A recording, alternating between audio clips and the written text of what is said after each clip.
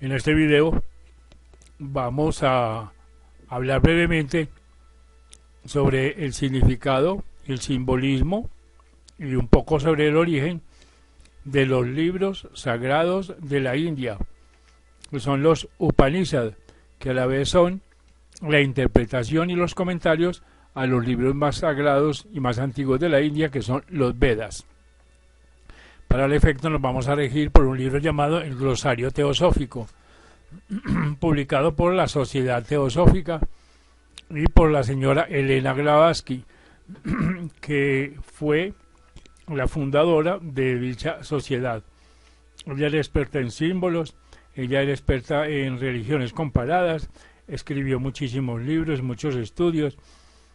El principal de estos libros es La Doctrina Secreta, donde, como ya hemos dicho antes, ella dio a Occidente y a las personas no iniciadas de Occidente las claves para decodificar los libros sagrados de todas las religiones occidentales, que están encriptados, que son simbólicos, que si uno lee la letra muerta, la parte literal, uno ve que es muy ingenua, que está encriptada. O sea que ella dio sobre todo la clave antropológica, la clave cosmológica, la clave fisiológica, la clave astrológica, etcétera, etcétera. Pero volviendo a nuestro objetivo, veamos lo que dice la señora Blavatsky en su artículo sobre los Upanishads. Dice, traducido en el sentido de teoría esotérica, entre comillas, o interpretación de los Vedas por los métodos de la Vedanta, la tercera división de los Vedas añadida a los Brahmanas, consideradas como una porción del Sruti, o sea, la palabra revelada, entre comillas. Así pues, los Upanishads, sin embargo, son como documentos mucho más antiguos que los Brahmanas, a excepción de dos existentes todavía y unidos al Rig Veda de los Aitareyas. Así dice la señora Blavatsky, la palabra Upanishad es explicada por los panditas indios como, entre comillas, aquello que destruye la ignorancia, produciendo así la liberación del espíritu por medio del conocimiento de la verdad suprema, aunque oculta, que era lo mismo, por consiguiente, que indicaba Jesús cuando decía, comillas, y vosotros conoceréis la verdad, y la verdad os hará libres, en Juan 8:32. Así que de estos tratados de los Upanishads, a su vez son el eco de la primitiva religión de la sabiduría o teosofía,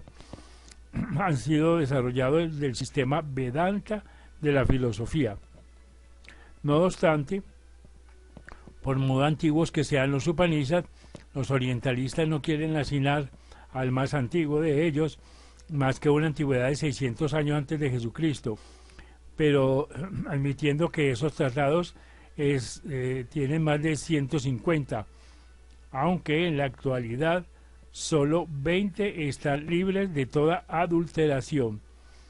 Tratan de todas las cuestiones abstrusas, metafísicas, tales como el origen del universo, la naturaleza y la esencia de la deidad inmanifestada,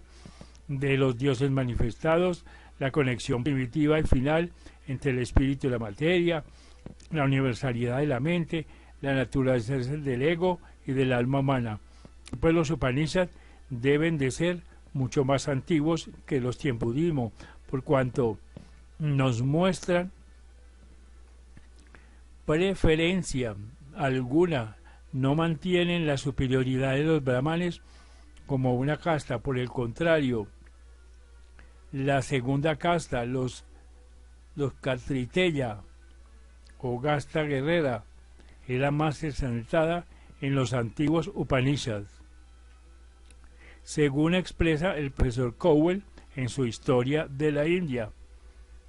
Estas obras respiran una libertad de espíritu desconocida para cualquier obra anterior, excepto el Rig Veda. Así, los grandes instrumentos de conocimiento superior y los brahmanes están siempre representados como yendo a los reyes kshatriyas, para hacerlos discípulos suyos, entre comillas. Así que estos reyes eran en tiempos antiguos como el rey hierofante de Egipto, los receptáculos del supremo conocimiento y saber divino, los elegidos y las encarnaciones de los tres principios instructivos divinos, o sea, los Dhyani Budas o Kumaras. Hubo un tiempo, o años atrás, muchísimos miles de años atrás, antes que los brahmanes llegaran a ser una casta, y aún antes de que se escribieran los Upanishads, en que no había en la tierra más que un solo, comillas,